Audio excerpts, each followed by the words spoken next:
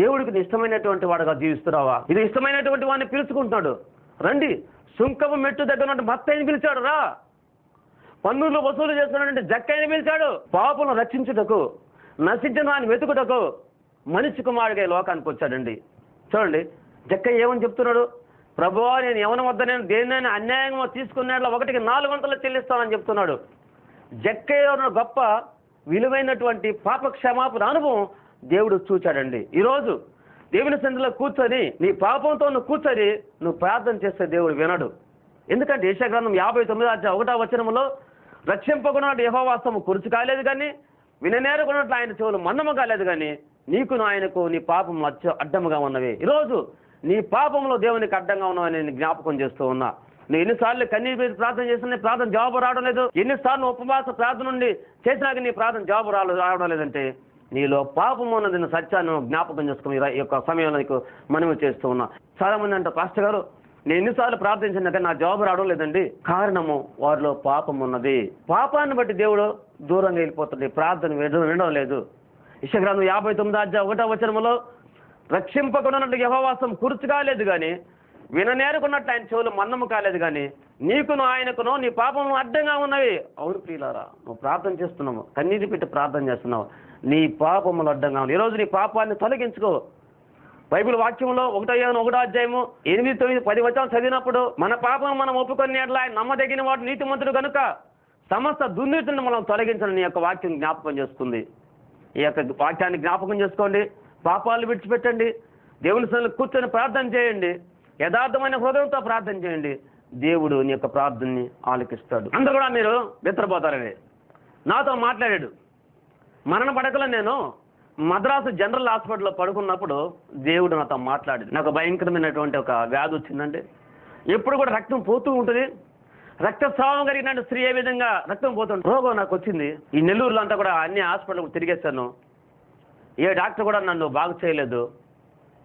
నేను మద్రాసుకు ఏళ్ళమైన ఒక స్వరం నాకు వినబడింది. నా కుమారుడు ఇక్కడి నుంచి బయలుదేరి మద్రాసుకు వెళ్ళిపో, నేను బాగు చేస్తాను స్వరం వినబడింది. మా భార్య మా పిల్లలతో చెప్పాను మద్రాసు తీసుకెళ్ళమని. వ్యాన్లో తీసుకుని వెళ్ళారు. ఆ డాక్టర్ గారు చెప్పారు 3 గంటల్లో తీసుకొని వెళ్తే తప్ప ఈ వ్యక్తి బతకడు అని చెప్పినప్పుడు వాళ్ళు చక్కగా ఒక పెద్ద వ్యాన్ మాట్లాడుకొని ఆ వ్యాన్లో మేమంతా కలిసి, నేను సెలన్ కూడా నాకు వ్యాన్లోనే పెట్టి ఆ సెలన్ బాట భార్య అట్లా పట్టుకుంది. చెన్నైకి వెళ్ళాము. అక్కడ రాత్రి 2 ప్రొఫెసర్లు వచ్చారు, నన్ను పరీక్ష చేశారు. ఇతను ఖచ్చితంగా చనిపోతాడు, ఇతను బతకడు అని చెప్పేసి వాళ్ళు చెప్పినప్పుడు మా భార్య వాళ్ళందరూ కూడా ఊరుము నేర్చారు. నేను ఒకసారి మోకరించి ఆ బెడ్ మీద ఉండి ప్రార్థన చేశాను. ఆ రాత్రి నాకు ప్రభు కనిపించి, నా కుమారుడు నేను బాగు చేస్తాను, నా సేవా పరిచయం చేయి, నిన్ను బాగు చేస్తానని చెప్పి 3 సార్లు ఆయన స్వరము నేను విన్నాను. ఆ మరణ పడక నుండి ప్రభు లేపాడు. ఈ రోజుకి 30 సంవత్సరాలు గడిచింది. చక్కగా నా అప్పుడు ఇప్పుడు కూడా సేవలో కొనసాగిస్తున్నాను. మనం కన్నీళ్ళు విడిచి ప్రార్థన చేసినప్పుడు దేవుడు మనల్ని ఆశీర్వదిస్తే మనము దేవుని పనికొచ్చే విధంగా మనం ఉండాలి కానీ లోక సంబంధంగా ఈ లోకాలు మనం జీవించకూడదు. హిజ్కియా యొక్క ప్రార్థన ప్రభు విన్నాడు. హిజ్కియా, నిన్ను బాగు చేసేదను, ఇదిగో ఇంకా కూడా చెప్తున్నాను, అడిగిన ఆయుష్ అడిగో, ఇదిగో నీ శత్రువైన అశ్షూరు రాజు చేత నుంచి నిన్ను విడిపిస్తాను వాగ్దానం చేశాడు. ఈరోజు నువ్వు కన్నీరు ప్రార్థన చేసినప్పుడు నువ్వు హిజ్కియాకు వాగ్దానం చేసినట్టు దేవుడు ఈరోజు నీతో వాగ్దానం చేశాడా? ఎందుకు నీతో మాట్లాడడం లేదు ప్రభు? నీలో యథార్థత లేదా? నీలో సత్యము లేదా? నీలో న్యాయం లేదా? ఎందుకు నిన్ను దేవుడు మాట్లాడడం లేదు? ఒకసారి ప్రియమైనటువంటి విశ్వాస జ్ఞాపకం చేసుకో. నీ జీవితాన్ని పరిశీలించుకో.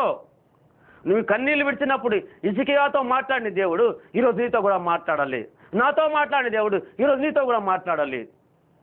ఈరోజు నీతో దేవుడు మాట్లాడాలంటే నీ జీవితం దేవుని సాక్షిగా ఉండాలి.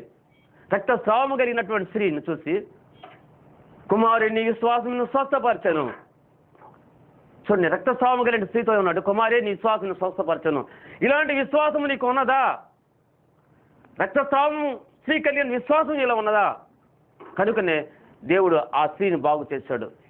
మంచం మీద పడుకొని 4 మోయించుకొని వస్తున్నటువంటి ఆ వ్యక్తి ఆ కపెర్నహూములో ఆ యొక్క మంచాల మీద పైన సందు చేసి దించినప్పుడు వారి విశ్వాసము చూసి, కుమారుడు నీ పాపంలో క్షమించబడేమని. ఎంత విశ్వాసమో చూడండి దేవుడు అంటే వాళ్ళకి. గొప్ప ఇలాంటి ఆశీర్వాదం మనకు కావాలంటే మనం కన్నీటి ప్రార్థన మనం చెయ్యాలి. కన్నీటి ప్రార్థన చేసేటప్పుడు మన జీవితం కూడా దేవుని సాక్షిగా ఉండాలి. ప్రార్థన చేస్తున్నప్పుడు మొదట నీ పాపాలు ఒప్పుకునే అనుభవంలో ఉండాలి. ప్రార్థన అయితే చేస్తున్నా కానీ మొదట నీ పాపము ఒప్పుకునే అనుభవం నీకు ఉండాలి. ఇలా పాపం నీ అనుభవం లేకపోతే నీ ప్రార్థన జవాబు రాదు. గత వారంలో మా అబ్బాయి కూడా ఒక వాక్యం చెప్పాడు, ప్రార్థన జవాబులని. ఆ వాక్యం కూడా మీరు విన్నారు. మన హృదయంలో పాపం అలక్ష్యం చేయడం వలన దేవుని నుండి జవాబు రాదు. ఈరోజు దేవుడి నుండి సమాధానం మనకు రావాలంటే, దేవుడి నుంచి స్పందన మనకు రావాలంటే మనలో ఉన్నటువంటి పాపము మొదట మనము తీసేసుకోవాలి. జక్కయ్య కూడా చాలాసార్లు చెప్తున్న వాక్యం నేను, ఎందుకంటే మీరు రక్షణ పొందాలనే ఉద్దేశం, మీరు గొప్పవారు అవ్వాలనే ఉద్దేశం, పరలోకంలో మీరు కూడా ఉండాలనే ఒక ఆశ నాకు. వారానికి టీవీకి ఇంత ఖర్చు పెట్టి చేస్తాను, సొంత ఖర్చులతో చేస్తాం. ఎందుకంటే మీకందరికీ రక్షణ సువార్త అందించాలి, అందరూ కూడా రక్షణ పొందాలని ఉద్దేశం తప్ప మిమ్మల్ని ఆశించి మేము కూడా యొక్క సేవ చేయడం లేదండి. మీరు రక్షింపబడాలి, మీ జీవితాల్లో దీవించబడాలి, మీ కుటుంబం క్షేమంగా ఉండాలి, మీరందరూ కూడా కలిసి దేవుని స్తుతించాలి, దేవుని ఆశీర్వాదం పొందాలని చెప్పేసి ఈ టీవీ ప్రోగ్రాం మీకు ఇస్తూ ఉన్నాను. ప్రియమైనటువంటి వారులారా, ఈ వాక్యం విన్నారు, వాక్యానుసారమైన జీవితం జీవించమని దేవుని నామములో మీకు మనవి చేస్తూ ఉన్నాను. ఇక్కడ కన్నీటి ప్రార్థన చేశాడు హిజ్కియా. ఈరోజు దయచేసి మొదట నీ పాపాన్ని విడిచిపెట్టి దేవుని సన్నిధిలో మోకరించి అడుగు, కన్నీరు పెట్టి ప్రార్థన చేయి. ఇదిగో మోసే ప్రార్థన చేశాడు, మిరియాము కొరకు కన్నీరు పెట్టి ప్రభువా ఆమె కుష్ఠరోగిని విడుదల చేయమని. చూడండి, నీ సహోదరి కొరకు కన్నీరు పెట్టి ప్రార్థన చేస్తున్నావా? నీ బంధువుల కోసం కన్నీరు పెట్టి ప్రార్థన చేస్తున్నావా? నీ సంఘం కొరకు కన్నీరు పెట్టి ప్రార్థన చేస్తున్నావా? ఈ దేశంలో అనేకమంది సువార్త అందనంటే ప్రదేశాలు ప్రభువా, ఆ ప్రదేశాలు కూడా మేమంతా కూడా వెళ్ళి సేవ చేయాలి ప్రభాని కన్నీరు పెట్టి ప్రార్థన చేసావా? దేవుని నామంలో మీకు అడుగుతున్నాను, గోజాడుతున్నాను, రిక్వెస్ట్ చేస్తూ ఉన్నాను, కన్నీరు పెట్టి ప్రార్థన చేయి. ఏ విషయంలో నువ్వు బాధపడుతున్నావో, దేనికోసం మోకరించి రోజు నువ్వు ప్రార్థన చేస్తున్నావో, నీ ప్రార్థనకు జవాబు రానప్పుడు కన్నీరు పెట్టి ప్రార్థన చేయి. ఇంత గొప్ప ఆశీర్వాదము దేవుడు మీకు ఇస్తాడు. కాబట్టి గొప్ప విలువైన సమయాన్ని వృధా చేసుకోవద్దని దేవుని యొక్క నామంలో మనవి చేస్తూ, ఈ సమయంలో మీరందరూ కూడా వ్యక్తిగతంగా ప్రతిరోజు కుటుంబ సమేతంగా వేకువజామున లేచి దేవుని సన్నిధిలో మొరపెట్టండి, అడగండి.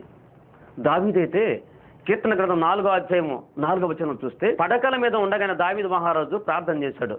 ప్రియమైనటువంటి వారులారా, మీరు పడకల మీద ఉండి కన్నీటి ప్రార్థన చేయమని, ఇంకా కూడా రేయి మొదటి జామున లేచి కన్నీటి ప్రార్థన చేయమని కూడా మీకు మనవి చేస్తూ ఉన్నా. కాబట్టి నేను మరణకరమైన రోగం నుండి తప్పించబడ్డానంటే నా కన్నీటి ప్రార్థన దేవుడు అంగీకరించాడు, నా కన్నీటి ప్రార్థన దేవుడు ఆశీర్వదించాడు.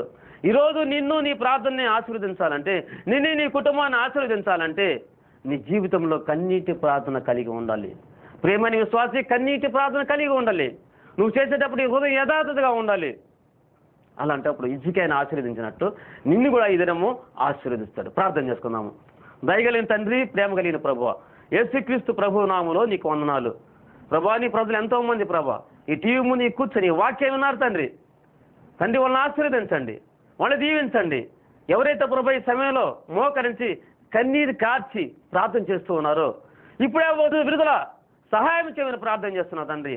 అలసరతో ఉన్నటువంటి వారిని, క్యాన్సర్తో ఉన్నటువంటి వారిని, టీవీతో ఉన్నటువంటి వారిని ప్రభా, ఏ విధమైన వ్యాధులతో ఉన్నటువంటి వారిని కూడా ప్రభా ఈ సమయంలో దర్శించమని, వాళ్ళు రక్షించమని ప్రార్థన చేస్తున్నా తండ్రి. ఇదిగో నాయనా, అనేక మంది కొరకు ప్రార్థిస్తున్నా తండ్రి. సమాధానం లేనటువంటి వారికి సమాధానం కొరకు ప్రార్థిస్తున్నా ప్రభా. ఆర్థిక సంబంధమైన ఇబ్బందులతో ఉన్నటువంటి వారి గురించి ప్రార్థన చేస్తున్నాం తండ్రి. అందరినీ ఆశీర్వదించండి. నీకు స్తోత్రాలు అయ్యా. ఎవరైతే ప్రభా శత్రువుల చేత పీడింపడుతున్నారు తండ్రి, ఆ శత్రువుల భయం నుండి రక్షించమని ప్రార్థన చేస్తున్నా తండ్రి. అన్ని విషయాల ప్రభా మీరు తోడుగా నీడగా నడిపించమని, ఎవరైతే వివాహం కాలేదు తండ్రి వాళ్ళకి వివాహం అయ్యేటట్టు దీవించమని ప్రార్థన చేస్తున్నా తండ్రి. ఎవరైతే ఉద్యోగం కోసం నాయన ప్రయత్నాలు చేస్తున్నారో వాళ్ళని ఆశీర్వదించమని ప్రార్థన చేస్తున్నా తండ్రి. అయ్యా బిడ్డలు చదువులో దీవించమని ప్రార్థన చేస్తున్నా తండ్రి. భార్యాభర్తల సమాధానం లేక, ఐక్యత లేకుండా అనేక కుటుంబాలు చిన్నాభిన్నం అయిపోతున్న తండ్రి, వారి కొరకు ప్రార్థిస్తున్న ప్రభా వాళ్ళ కుటుంబాలు చక్కపరచమని ప్రార్థన చేస్తున్నా తండ్రి. ఇదిగో నాయన, బిడ్డలు మార్గం తప్పిపోతుండగా తల్లిదండ్రుల వారి కోసం ప్రార్థన చేస్తున్నా తండ్రి. వాళ్ళు చేసే ప్రార్థనలు ఆశీర్వదించమని ప్రార్థన చేస్తున్నా తండ్రి. ఘనత మహిమలు మీకు ఆరోపిస్తూ యేసు ప్రభు ఉన్నతమైన నామంలో ప్రార్థిస్తున్నాం తండ్రి. ఆమేన్.